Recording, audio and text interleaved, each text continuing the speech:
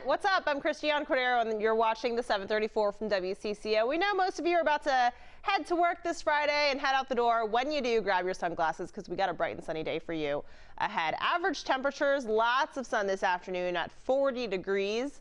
And then we're dipping down into the 30s. We're starting out in the 30s.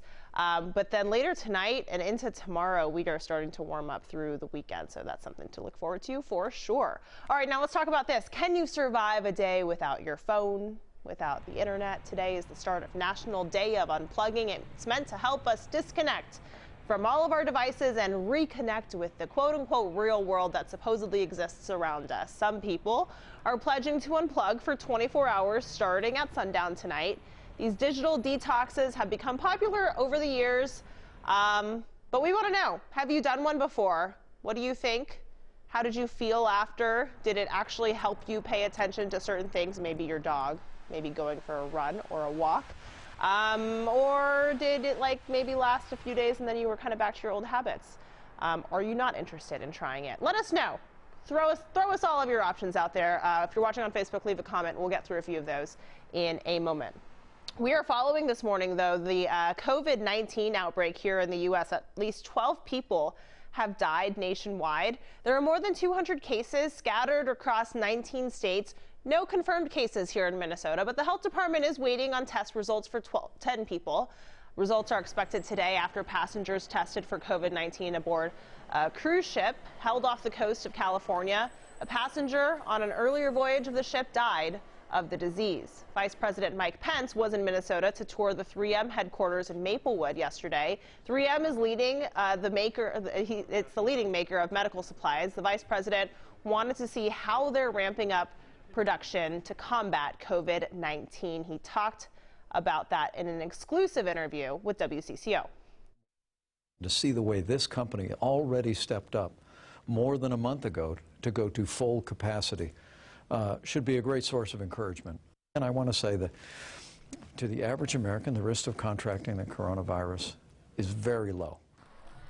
Karen Pence was also in Minnesota to hold a Keep America Great event in St. Paul. After his tour, the vice president traveled to Washington State, where 10 people have died from the virus.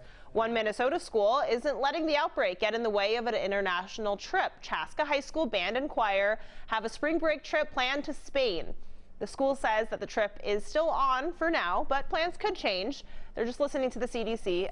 Parents told us that it's not necessarily the health concerns that they're worried about, though, as the virus hasn't really impacted children. But there are other factors. I guess I'm a little more worried about her not, being in quarantine or not coming back on time. And if they changed it to a level 4, which would say, no non-essential travel, then we would cancel. Of course we would.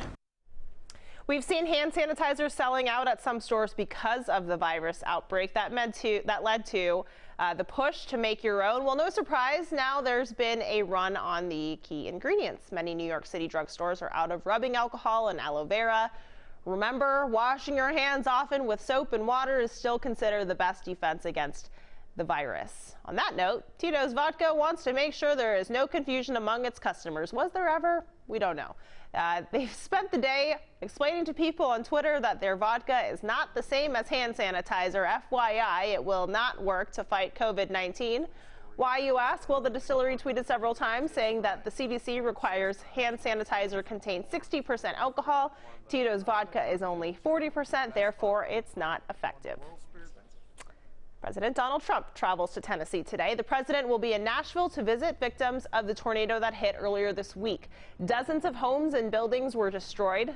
At least 24 people were killed there. The president has declared a major disaster in the state. And Taylor Swift is making a big donation to help with Tennessee's tornado relief. She donated $1 million to help the people recover there. She says Nashville's her home and that the losses in her state are devastating to her.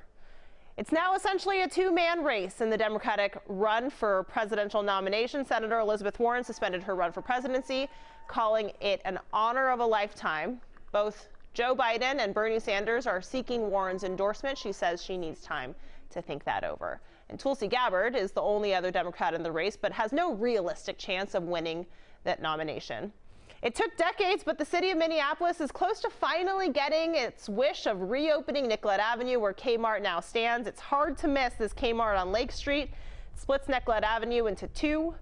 The store was built in the 70s and has a lease that doesn't expire until 2052. It's perhaps one of the worst urban planning decisions made in the history of Minneapolis. Yeah, if only you could just drive right through it, right? Well, the city announced a $9 million deal to essentially do just that, ending the lease, reopening the road. City Council, though, still has to approve that deal. In Health Watch this morning, important advice for expecting parents. New research from Yale suggests stress during pregnancy can have lifelong impacts. Scientists gave mice a stress hormone in the womb and found it actually altered their immune responses. That could decrease their ability to fight infections and tumors. Good news for olive oil users, though. The American Heart Association says consuming more olive oil. Yep, I'm still on hand sanitizer over here. Consuming more olive oil will lower your risk of a heart attack. Researchers say people who ate at least half of a tablespoon of olive oil daily had a 15% lower risk of cardiovascular disease and a 21% lower risk of coronary heart disease. Disney Pixar's new animated adventure opens this weekend. Check it out. Spell brings him back. Back like back to life? He wanted to meet you more than anything. Chris Pratt and Tom Holland lead the voice cast of Onward. The animated feature follows two brothers as they travel across a modern fantasy world on a magical quest. And should be pretty cool from Pixar there. Looking forward to checking that out. But let's get back to today's talker. We're talking about a digital detox and how people felt after. We're not talking about Tito's and what I was still thinking of when we were different kind of talking detox. about, talking about olive oil. It's Friday, We're right? bringing in Eric. Yes, it's Friday. What are people saying? Most people are saying they think they could. Spencer is one of the exceptions. He says it's his lifeline to his job. He can't unplug. Plus, he thinks he would start to get the shakes. Yeah. I think I'm probably in the same boat. Ann says, I don't think I could survive without Facebook, and presumably by extension, the 734.